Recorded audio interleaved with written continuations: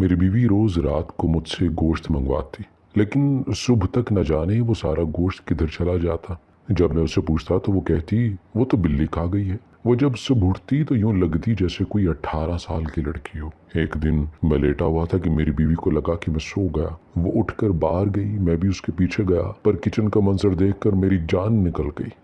मेरा नाम शम्स है। मेरे अब्बू का बचपन में ही इंतकाल हो गया था। जब मेरी उम्र 25 साल की हुई तो मेरी अम्मी ने एक दिन मुझसे बहुत ही अजीब बात कही, जिसे सुनकर मैं काफ़ी हैरान हो गया था। मेरी अम्मी ने मुझे कहा कि वो मेरी शादी करना चाहती हैं और मेरे लिए उन्होंने लड़की भी तलाश कर ली है। एकदम से ये सब बातें सुनकर मैं काफ़ी उलझ सा गया था, क्योंकि मैं इस शादी के लिए बिल्कुल भी तैयार नहीं था। मैंने अपनी अम्मी को हिचकिचाते हुए मना कर दिया और कहा कि मुझे कुछ वक्त चाहिए। अम्मी पहले तो अफसरदा हो गई, मगर फिर अम्मी ने मेरी बात मान ली। मैं बहुत हैरान था कि अम्मी ने मुझे लड़की के बारे में बताया भी नहीं था और सिर्फ यही कहा था कि जो भी लड़की है वो तुम्हें बहुत पसंद आएगी। मैं सारा दिन इसी बारे में सोचता रहा कि रात हो गई। रात को मैं अपने कमरे में लेटा हुआ था कि मेरी छोटी बहन भागती हुई अंदर आई। उसका सांस फूला हुआ था। उसकी ये हालत देखकर मैं घबरा गया और पूछा कि गुड़िया क्या हुआ है। उसने जो खबर मुझे सुनाई वो सुनकर मेरी रूह लरस गई। मेरी छोटी बहन ने बताया कि अम्मी की तबीयत एकदम से बहुत ख़राब हो गई है। मैं डर गया और भागकर उसके साथ अम्मी के कमरे में गया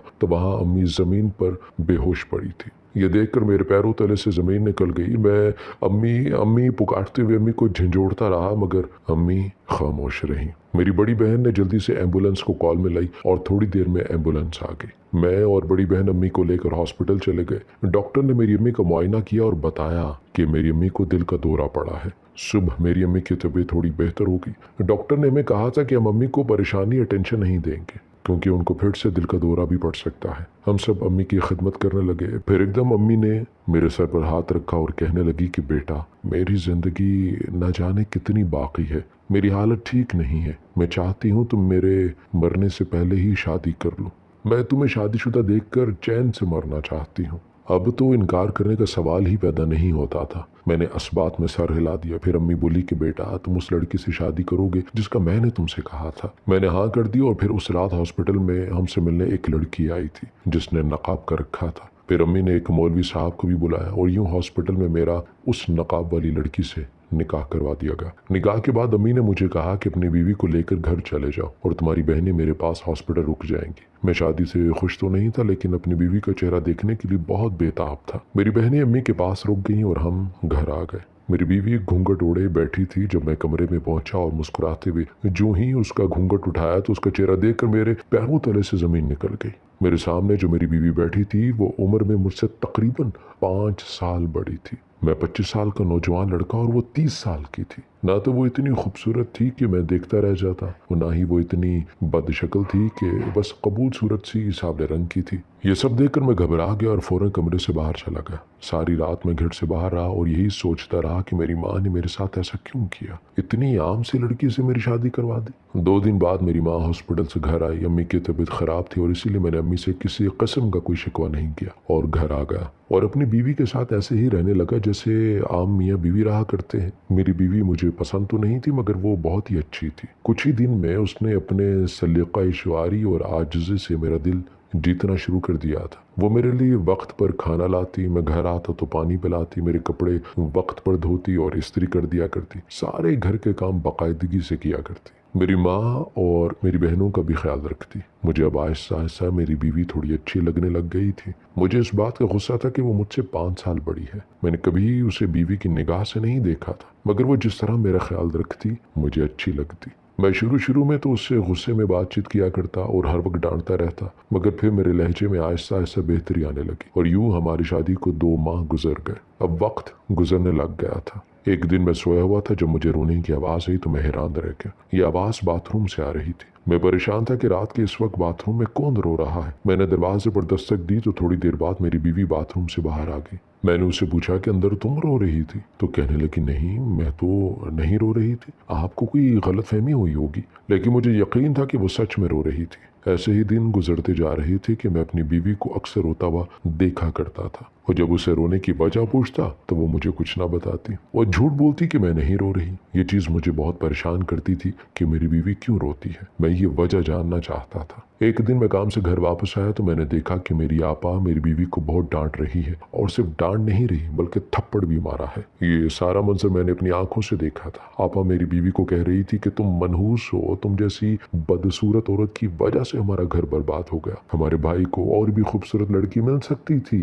मैं फौरन आपा से बोल पड़ा कि आपा, आप ये सब क्या कर रही हैं, और इस शादी में इसकी क्या गलती है। फिर मैं हाथ पकड़कर अपनी बीवी को कमरे में ले आया। अब ऐसा अक्सर होने लगा था। मेरी बहनें मेरी बीवी को अक्सर डांटा करती और फिर मुझे इल्म हुआ कि मेरी बीवी क्यों रोती है। मुझे अपनी बीवी से बहुत हमदर्दी होने लगी थी। मैं अक्सर अपनी बहनों से अपनी बीवी के लिए लड़ पड़ता। वक्त ऐसे ही गुजरता चला जा रहा था। मैं अपनी बहनों से बीवी के लिए लड़ता तो वो मेरी बीवी के खिलाफ बातें करके मेरा दिमाग वॉश करती।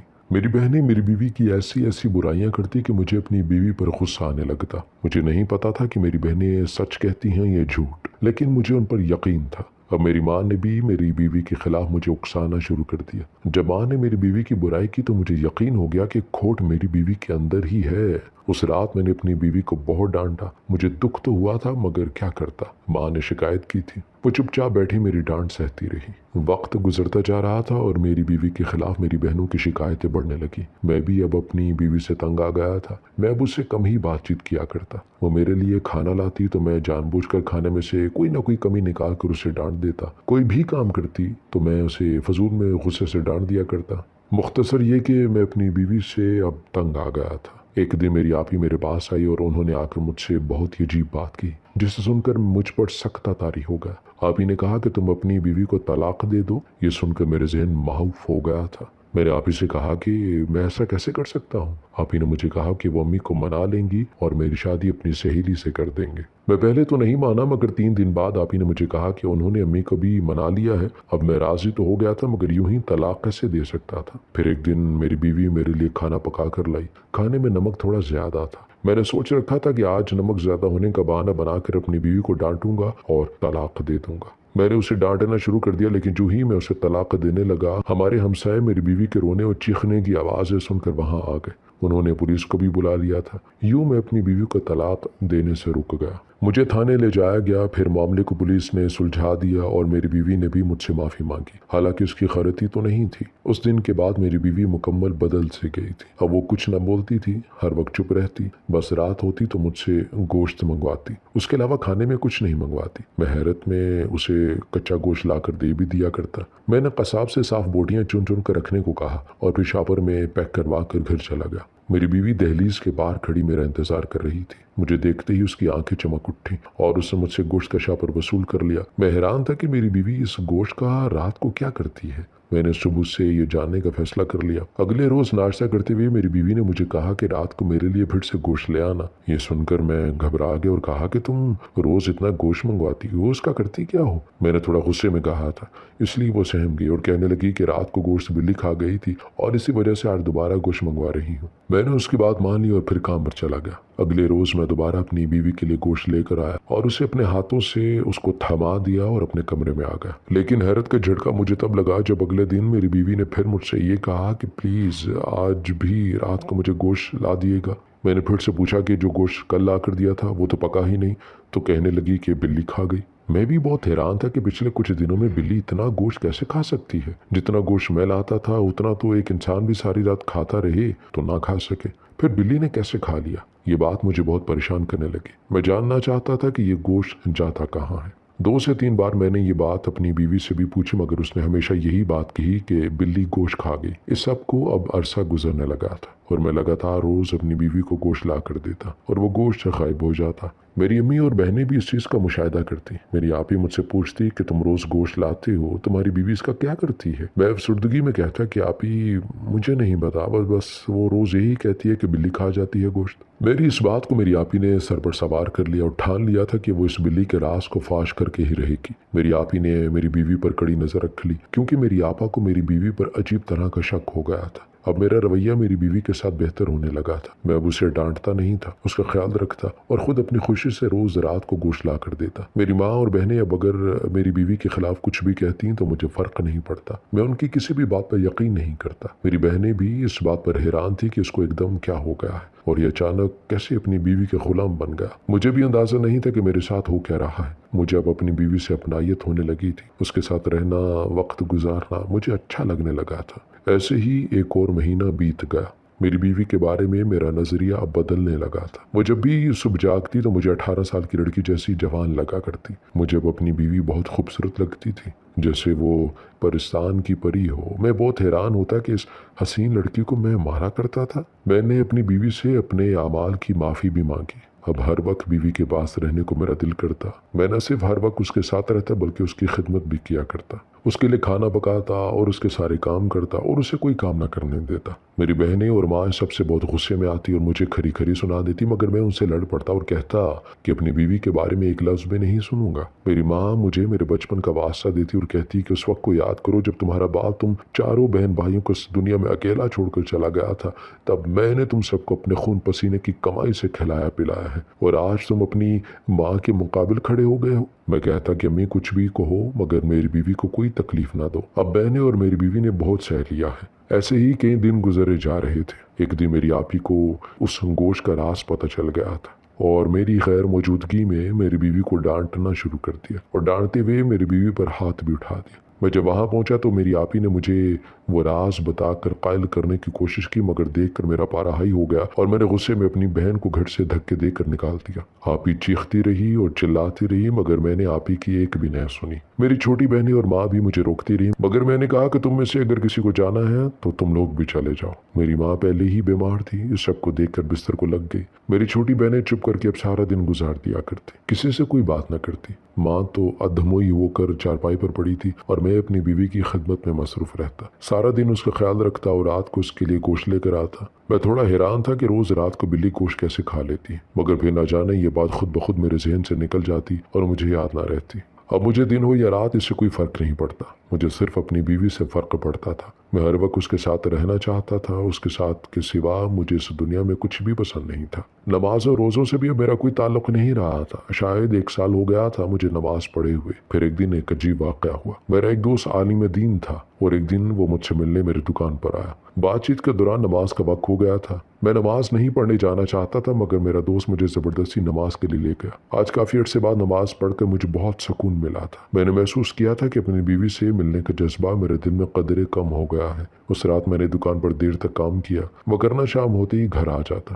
آج بھی جب میں گھر پہنچا تو میری بیوی ہمیشہ کی طرح میرا انتظار کر رہی تھی۔ میں نے گوشت کا تھیلا اسے پکڑایا اور آرام کرنے کے لیے کمرے میں چلا گیا۔ آج مجھے نیند بھی نہیں آ رہی تھی بلکہ اس بات کا احساس ہو رہا تھا کہ اپنی ماں اور بہنوں کے ساتھ میں نے کیسا سلوک کیا۔ یہی سب سوچتے ہوئے میں نے آنکھیں بند کر کے لیٹا رہا۔ پھر ایک عجیب واقعہ ہوا تھا۔ میری بیوی آدھی رات کے وقت بستر سے اٹھی اور مجھے باخور دیکھا۔ جب اسے یقین ہو گیا کہ میں سو رہا ہوں تو وہ بستر سے اٹھی اور کمرے سے باہر چلے گئی۔ میں بھی حیران تھا کہ میری بیوی کہاں جا رہی ہے۔ میں بھی بستر سے اٹھا اور اس کے پیچھے چلنے لگا۔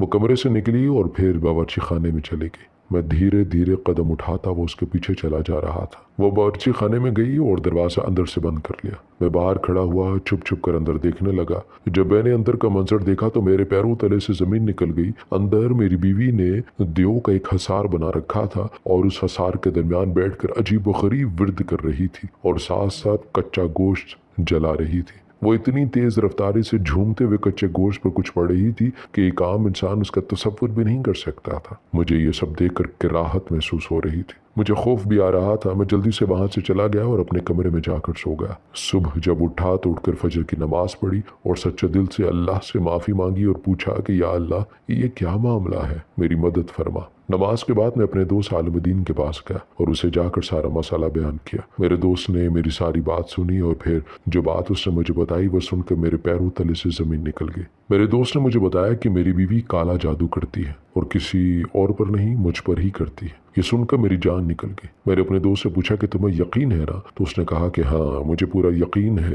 تمہاری بیوی تم پر جادو کرتی ہے اور تمہیں اپنے حصار میں کرتی ہے۔ اس کالے جادو کی وجہ سے تم ہمیشہ اپنی بیوی کے بارے میں سوچتے رہتے ہو اور اپنی ماں بہن کے ساتھ برا سلوک کرتے ہو۔ ये सब सुनकर मुझे एहसास होने लगा 1 साल से जो कुछ हो रहा था वो सब मेरी बीवी के उस काले जादू की वजह से हो रहा था। मैंने ये सारी बात अपने दोस्त को बताई तो उसने मुझे एक पानी की बोतल दी और कहा कि ये पाक कलाम वाला दम किया हुआ पानी है, इसे पियो, उसके पीने से तुम पर किसी भी जादू का कोई असर नहीं होगा। उसके अलावा उसने मुझे ताकीद की कि 5 वक्त की नमाज बाकायदगी से अदा करो, तुम अपनी बीवी के जादू से महफूज रहोगे। मैं काफ़ी हैरान था, पानी की बोतल लेकर अपने घर आ गया। मैंने अब सारी नमाजें भी पढ़ना शुरू कर दी और कुरान पाक की तिलावत भी शुरू कर दी। मेरी बीवी का जादू मुझ पर कम होने लगा था। मैं अब रोज़ रात को उसका पीछा करता और किचन में जाकर देखता कि वो क्या करती है। उसने अपने अमल की मकदार भी बढ़ा दी थी, मगर मेरा रब मुझे उससे बचा रहा था। एक दिन मैं अपनी माँ के कमरे में गया जो बेसद पड़ी थी और माँ से बात करने की कोशिश की। मेरी छोटी बहनों ने मुझे माँ से बात करने से रोक दिया। मैं मिन्नत समाजत करता रहा तो मेरी माँ ने हाथ का इशारा किया और कहा कि बात करो। मैंने अपनी माँ को सारी बात बताई और कहा कि अम्मी मुझे माफ़ कर दे। मेरी माँ ने कहा कि बेटा काश मैं तुम्हारी माँ ना होती तो तुम्हें कभी माफ़ ना करती, लेकिन मैं तो तुमसे नाराज़ हूँ ही नहीं। मैं अम्मी के गले लग गया और कहा कि अम्मी मैं आप ही को भी घर वापस लाना चाहता हूँ। वो कहाँ है? अम्मी ने कहा कि तुम्हारी आप ही को भी वापस ले आएंगे। फिर मैंने अम्मी से कहा कि आपने मेरी शादी इतनी बड़ी उम्र की लड़की से क्यों की? अम्मी कहने लगी कि बेटा तुम्हारे बाप का एक दोस्त था जिसने मरने से पहले तुम्हारे बाप से वादा किया था कि उसकी इकलौती बेटी की शादी अपने बेटे से करेगा, और यही वजह थी कि मुझे तुम्हारे बाप के मरने के बाद उस वादे को पूरा करना था और इसी लड़की से तुम्हारी शादी भी करना थी, और मैंने कर भी थी। मैं अपनी अम्मी के गले लग गया और कहने लगा कि मैंने यूं ही फजूल में आपको गलत समझा। अम्मी ने मुझे थपकी दी और मेरे आंसू पूंछे और कहा कि कल हम तुम्हारी बहन को लेने जाएंगे। उस रात फिर से मेरी बीवी रात को बावर्ची खाने गई और मैं मामूल के मुताबिक उसके पीछे गया। मैं उसे छुप कर देख रहा था, मगर उसकी नजर मुझ पर पड़ गई। मुझे देखते ही वो जोर जोर से चीखने लगी और फिर मेरे कदमों में आकर गिर गई और ज़ारो कतार रोने लगी और कहने लगी कि मैंने तुम्हें हासिल करने के लिए इतना सब कुछ बर्बाद कर दिया। वो चीखे जा रही थी, मैं सबसे डर रहा था। मैंने जल्दी से पाक पानी उस पर फेंका तो वो बेहोश होकर गिर गई। सुबह मेरी बीवी को होश आई तो वो रोने लगी और फिर मैंने उससे पूछा कि उसने ये सब क्यों किया, तो वो कहने लगी कि मैंने हमेशा जिंदगी अकेले गुजारी थी। मेरा बाप मुझे छोटे होते ही छोड़ गया था। माँ मर गई और शोहर कभी मैं पसंद नहीं आई। मेरी नंदे और सास मुझ पर जुल्म करती थी और उनका करना भी बनता था। कौन बर्दाश्त करता लड़के से बड़ी उसकी बीवी को। मैं सास, नंद और शोहर के जुल्म सितम से तंग आ चुकी थी और बहुत परेशान रहती। मेरी एक सहेली ने मुझे एक आमिल बाबा के पास जाने का मशवरा दिया। मैं आमिल बाबा के पास गई तो उसने मुझे ये अमल बताया और कहा कि इस अमल से तुम अपने शोहर को काबू में कर सकोगी, और फिर मैंने यही अमल शुरू कर दिया। मेरा शोहर मेरा होने लगा था और काफ़ी देर ये सब चलता रहा, मगर फिर मेरे हाथ से ये सब निकलने लगा। मेरी बीवी रोने लगी और सबसे माफ़ी मांगने लगी। मैंने अपनी बीवी के आंसू पूंछे और कहा कि इसमें तुम्हारी नहीं बल्कि मेरी गलती है। मैंने अपनी बीवी को माफ़ कर दिया। मेरी अम्मी और बहनों ने भी मेरी बीवी को माफ़ कर दिया। कुछ दिन बाद मैं अपनी आप ही से माफ़ी मांग कर उसे अपने घर ले आया। अब मैं अपनी बीवी से नफरत नहीं करता बल्कि उसे दिल से कबूल कर चुका हूँ। काश मैं ये सब बहुत पहले समझ जाता और मेरी बीवी को यह कदम ना उठाना पड़ता।